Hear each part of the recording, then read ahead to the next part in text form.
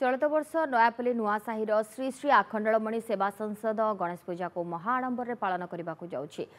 प्रतिवर्ष सबुठारु अधिक उच्च मूर्ति निर्माण करिबारे रेकर्ड करथुबा पूजा मंडप चलित वर्ष 56 फुट उच्चतार मूर्ति निर्माण करिछि।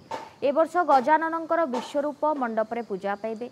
33तम महोत्सव को स्वतंत्र करबा पई संसदर समस्त सदस्य माने उद्यम चलाइछन्ते। 10 दिन धरी चलिबाकु थिबा उत्सव रे प्रतिदिन संध्यारे ऑर्केस्ट्रा पार्टी संगीत परिवेशन करबा कार्यक्रम रहिछि।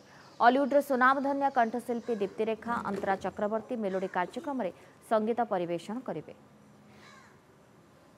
आम विश्व रूप आम मूर्ति की रखीचु 56 फुट उच्चतार। आउ 11 दिन धरिकी कार्यक्रम चलिबो।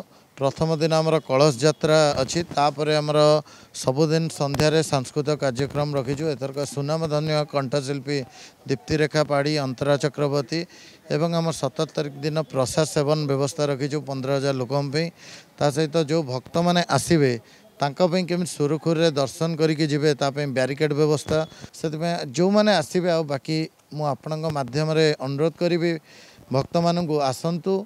मीना बजार भी पड़ुछि प्रभुंक दर्शन सहित मीना बजार भी उपभोग करंतु।